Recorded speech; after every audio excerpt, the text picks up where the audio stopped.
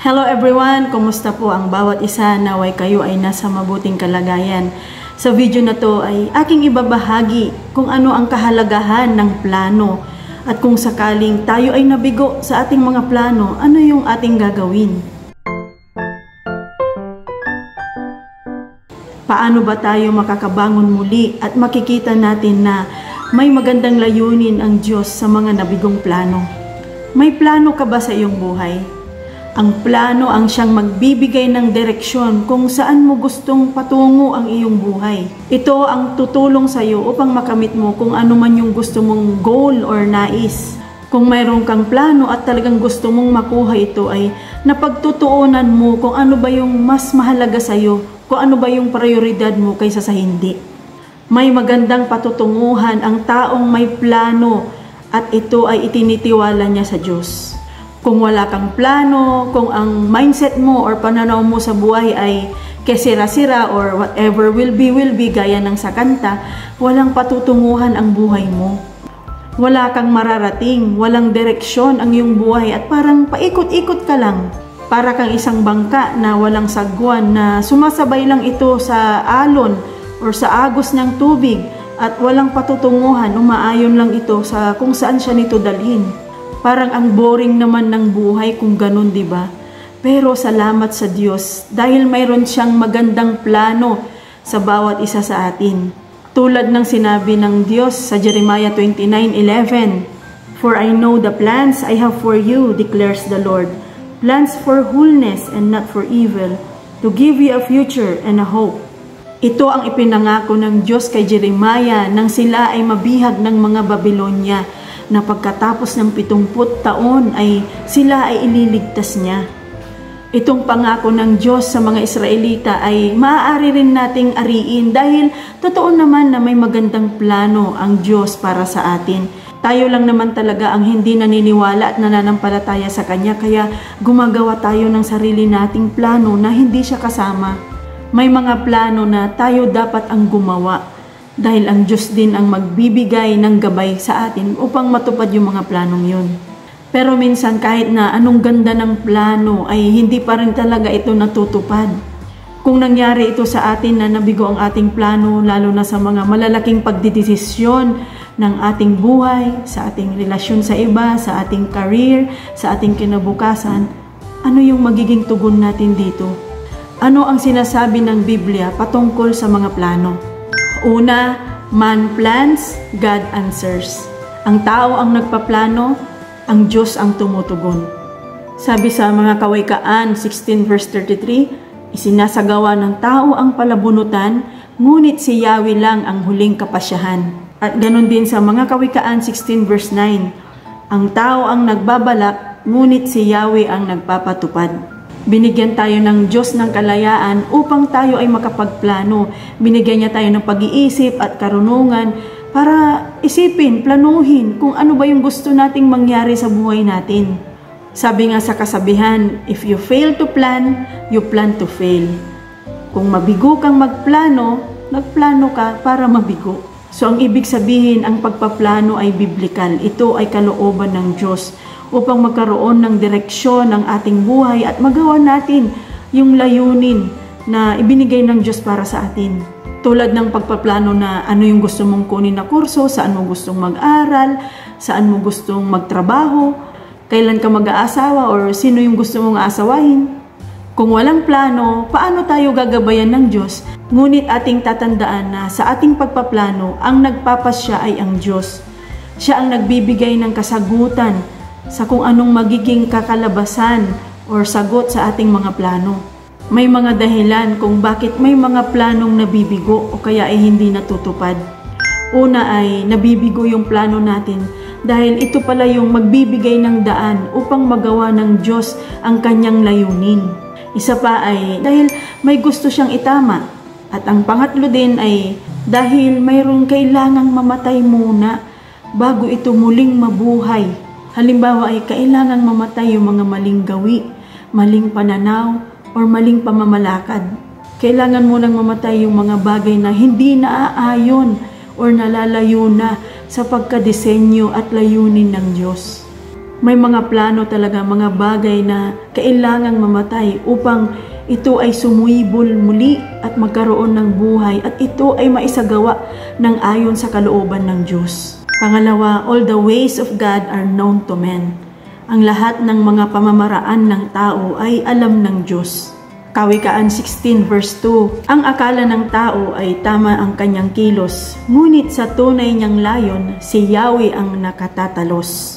Batid ng Diyos ang totoong nilalaman ng ating puso, ang takbo ng ating isipan sa ating mga pagpaplano.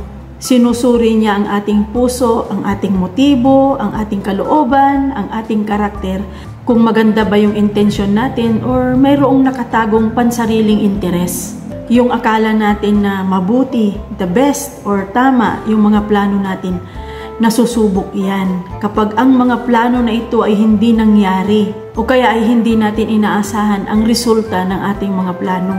Nakakalugod ba ito sa Diyos? Maganda ba ito sa sitwasyon natin or kalalagayan natin ngayon? Nalalapit ba tayo sa Diyos sa mga plano natin?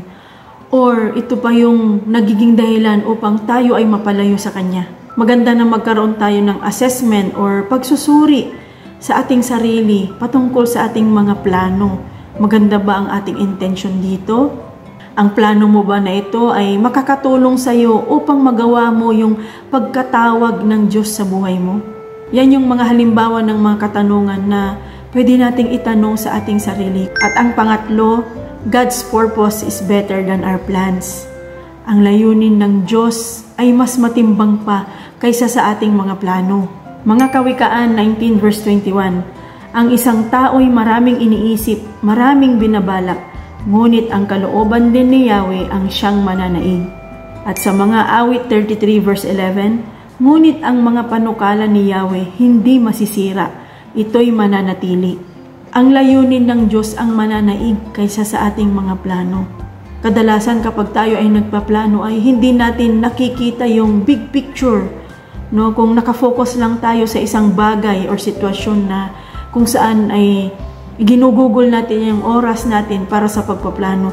Pero ang Diyos, nakikita niya yung kabuuan. Alam niya kung ano yung mas nakakabuti para sa atin at sa mga tao rin na involved dito. Hindi lahat ng plano natin ay nangyayari. Pero sino ba naman ang may plano na ayaw mangyari, di ba? Of course, lahat tayo ay gusto nating mangyari kung ano yung mga plano natin.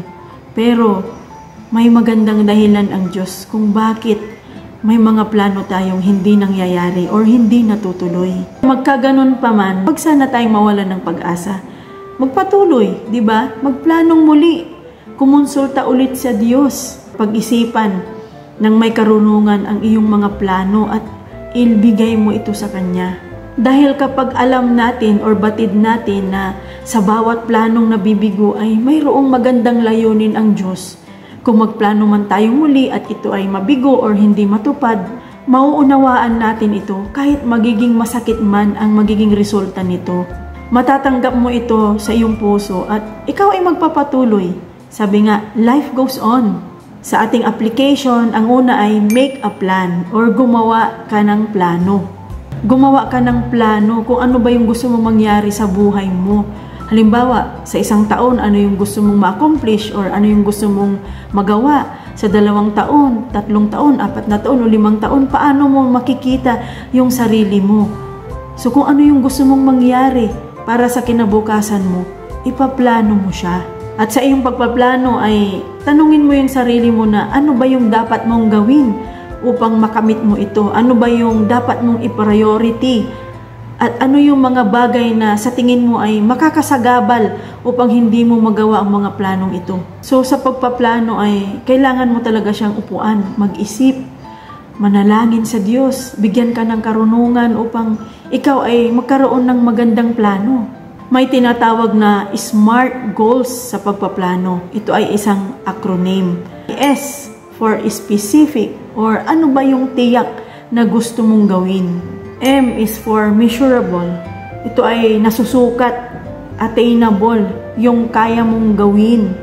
A is for actionable. Mayroon kang action na gagawin. Paano mo ito maisasagawa? R is for relevant. na yung plano mong yun ba ay mahalaga sa'yo? T is time bound. Ito yung may takdang panahon. Mayroon kang target na oras kung kailan mo ito gagawin at kailan mo ito matatapos. Ang pangalawang application, commit your plans to the Lord. Ipagkatiwala mo ang iyong mga plano sa Diyos. Ang Hebrew word ng commit ay, ang ibig sabihin ay to roll.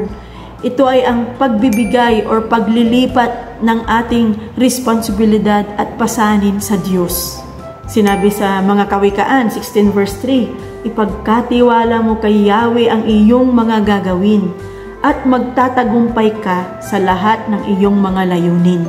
So, ibig sabihin, yung nga, may mga plano tayong hindi natutupad, hindi nangyayari, pero hindi ibig sabihin na wala na yung kahulugan, wala na yung parang nasayang lang yung panahon, yung oras, o yung effort na iginugol mo doon. Hindi. Ang sabi niya sa salita niya ay, yung layunin ng pagpaplano mo ay magtatagumpay. Ang pangatlong application ay seek His guidance and align your actions with His purpose. Hanapin ang kanyang gabay at iayon ang iyong kilos sa kanyang layunin. Saliksikin mo ang kanyang paggabay, magbasa ng kanyang salita, ang Biblia, manalangin at magkaroon talaga ng intentional na oras upang makinig sa kanyang boses. Nararapat na gawin natin ito dahil ang kanyang salita ay puno ng karunungan. At saan ka pa ba hahanap ng guidance kundi doon mismo sa guide, di ba? Nararapat lang na ang ating mga aksyon, ang ating pagkilos, paggawa sa ating mga plano ay naaayon din sa kalooban ng Diyos. Kung halimbawa, gusto nating mag-business, nagpaplano tayo na mag-business, pero gusto mo madalian, so mag-under the table ka na lang. So sa tingin ba natin ay nasa kalooban yun ng Diyos? Hindi, di ba? At ang pang-apat na application ay trust God for the result. Magtiwala sa Diyos kung ano man yung magiging resulta ng iyong plano. Kaya kung ano man yung magiging resulta or kalalabasan ng ating mga plano ay magpatuloy tayo na magtiwala sa Diyos. Naway may matutunan ka sa ibinahagi ko sa video na to at ikaw ay magpatuloy na magplano, magtiwala at ibigay sa Kanya kung ano man yung magiging resulta nito. Maraming salamat at hanggang sa muli. God bless you.